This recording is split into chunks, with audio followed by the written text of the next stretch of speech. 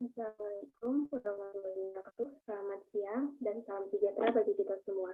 Marilah kita panjatkan puji dan syukur kepada Tuhan Yang Maha Esa yang telah melimpahkan rahmat dan kesehatan-Nya sehingga kita semua bisa hadir pada pertemuan kali ini. Sebelum memulai, alangkah baiknya saya memperkenalkan diri saya terlebih dahulu.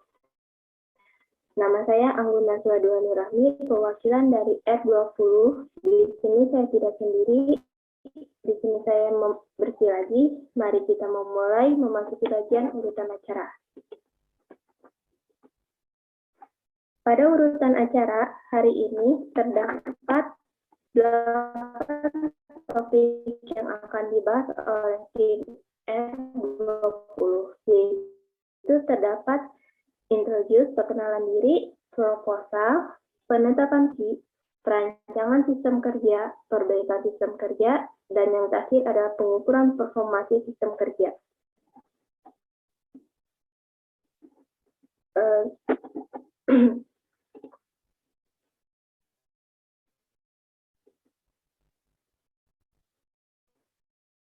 Baik, sebelum mulai, mari kita mengenalkan. Saya Anggun Naswa Nurahmi dengan NIM 25131911017 dengan rekan saya Fadil Muhammad dengan NIM 25131911029.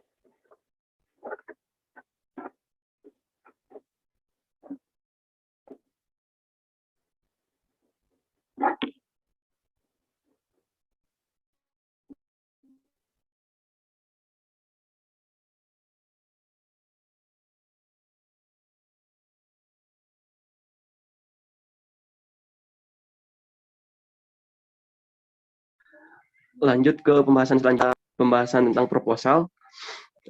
Proposal hasil riset konsumen PT Natus Pincere Manufacture.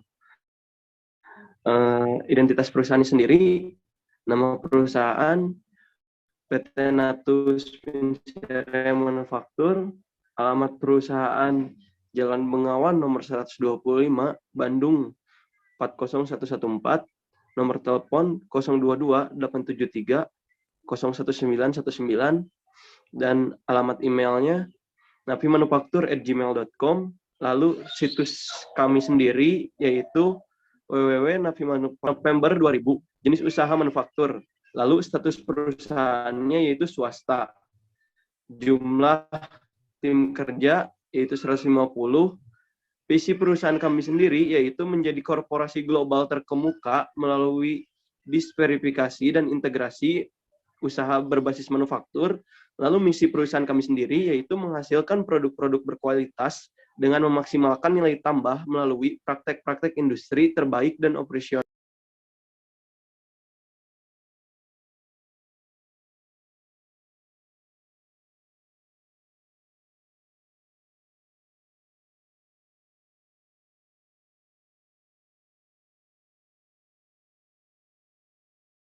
Yang unggul. Lalu ada tujuan dari perusahaan kami sendiri yaitu memberikan pelayanan dari produk sebagai pemenuh kebutuhan. Yang kedua, menjadi perusahaan bidang manufaktur yang terbaik, terbesar di Indonesia. Yang ketiga, memberikan kontribusi terhadap kemajuan bidang teknologi dan manufaktur. Dan yang keempat, bekerja sama dengan PT LSK dan E. Maksud dan tujuan didirikannya perusahaan tersendiri yaitu besar harapan kami agar tercipta sebuah produk dongkrak jembatan yang memiliki inovasi sesuai dengan kebutuhan konsumen berdasarkan dari hasil riset pasar yang telah dilakukan perusahaan Bapak Ibu sehingga dapat menguntungkan kedua belah pihak.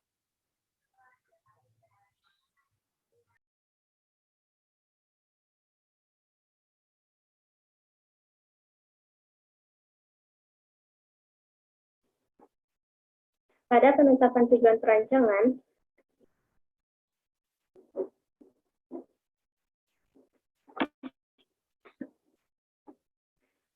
di sini terdapat inputnya, yaitu penetapan tujuan perancangan produksi berisi data kuesioner, di mana di sini kami berisikan tampilan lembaran review dari salah satu responden.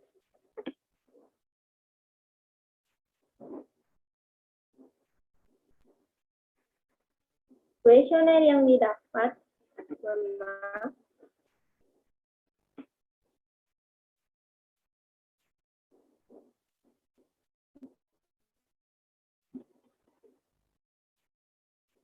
kuesioner yang didapat sebanyak 30 akan diolah dalam bagian proses penetapan tujuan perancangan. Kuesioner tersebut akan memasuki tahapan kebutuhan konsumen, di mana hasil semua jawaban responden akan disortir dan ditemukan hasil yang dibutuhkan.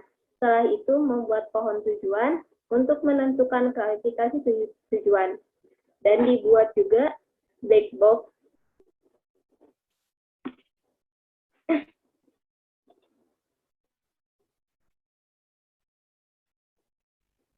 Pada bagian output-nya, maka ditemukan spesifikasi pada dongkrak jembatan, di mana bisa dilihat ditemukan spesifikasi, yaitu pertama itu berat dongkrak yang di mana bebannya maksimal 2 ton, dimensi dongkrak dengan tinggi angka 150 sampai 200 mm, rage dongkrak yaitu memiliki minimal beban 1.510 kg atau 1,51 ton, dan case yaitu kisaran 100.000 ke atas.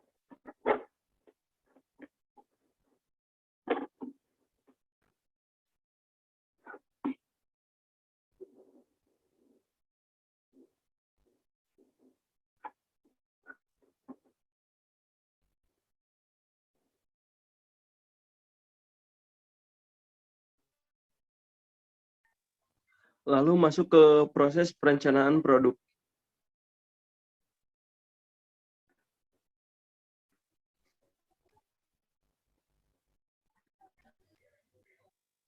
Untuk input dari proses perencanaan produk sendiri, yaitu terdiri dari pohon tujuan yang telah dibuat di proses sebelumnya, dan black box, transparan box, dan penetapan spesifikasi.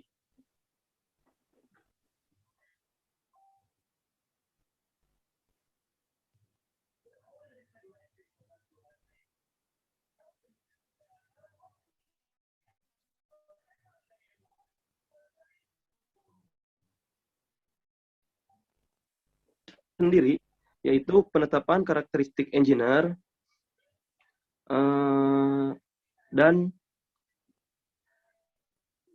pembobotan atribut customer dan pembuatan penentuan karakteristik engineering.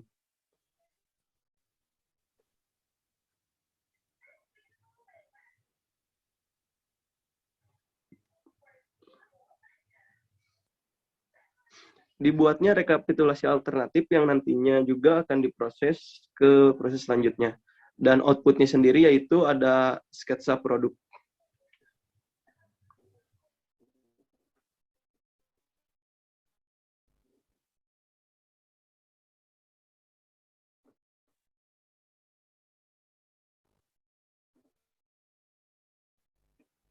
Lalu memasuki proses perancangan produksi secara rinci. Pada proses perancangan ini, yaitu data yang didapat adalah sebanyak 16 komponen.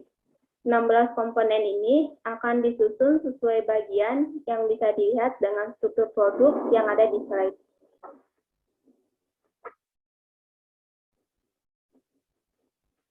Data yang didapat akan diproses dengan perhitungan antropometri. Pertama-tama menentukan variabel antropometri yang akan dipakai.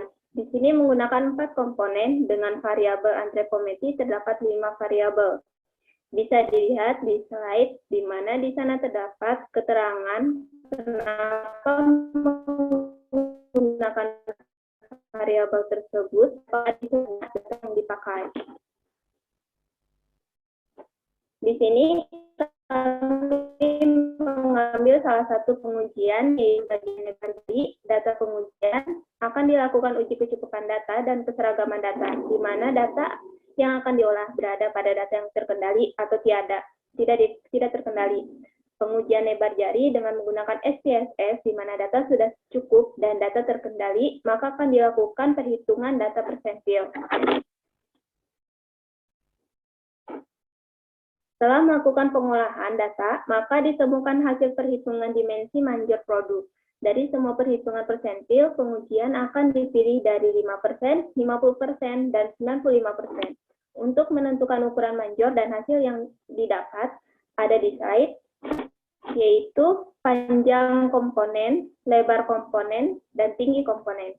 Setelah menentukan semua hitungan, maka dibuatkan gambar produk dengan CAD.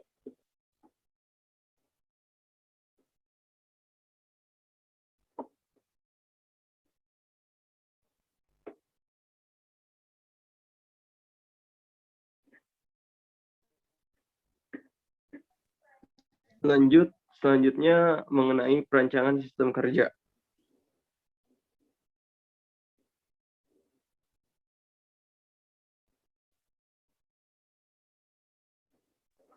Untuk outputnya sendiri, untuk inputnya sendiri, kita menggunakan BOM yang telah dibuat sebelumnya untuk diproses terlebih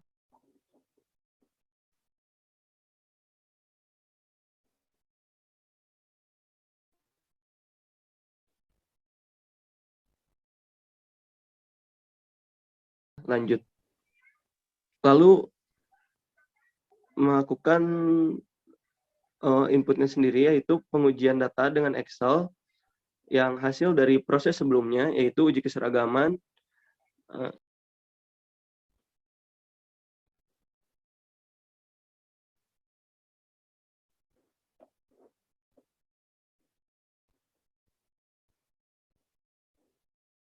uji keseragaman data. Dan di sini outputnya kita mendapatkan peta APC atau peta aliran proses, lalu ada peta PPO, yaitu peta proses operasi, dan yang ketiga ada PTKTK atau peta tangan kiri, tangan kanan.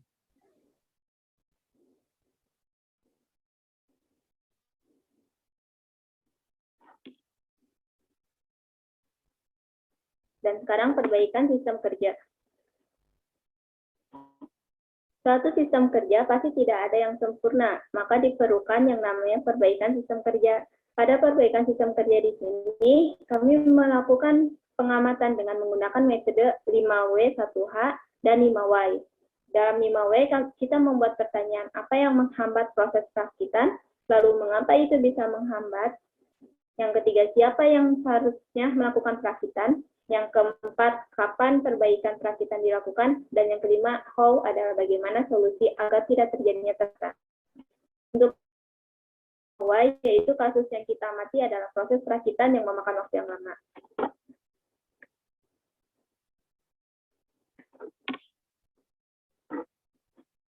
Setelah mengetahui apa yang terjadi, maka sistem akan diubah dari urutan komponen yang dalam rakitan hingga tata letak komponen yang sudah dirakit. Dan yang ada di slide ini adalah bagian di mana urutan komponen serta tata letak yang sudah diubah.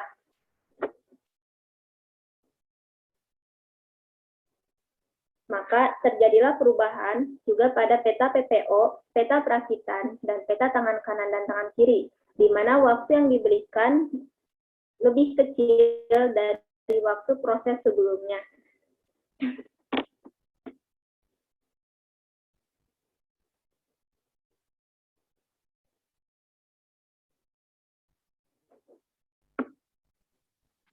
Yang terakhir ada pengukuran performasi sistem kerja.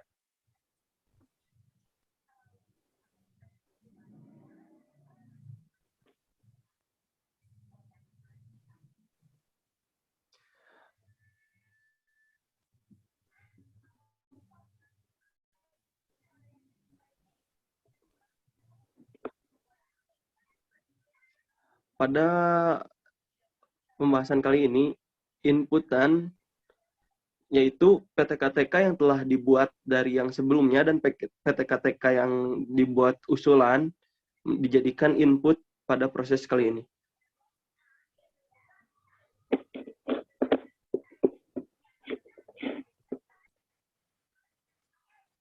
Lalu prosesnya adalah pembuat perhitungan MOS untuk yang sekarang dan perhitungan MOS untuk yang usulan.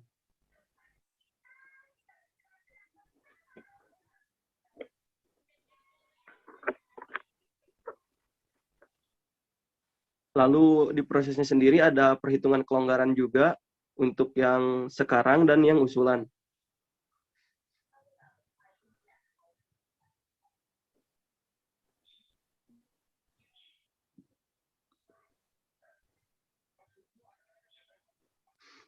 Dan outputnya sendiri yaitu waktu normalnya dan waktu baku dari perhitungan MOS dan kelonggaran tersebut.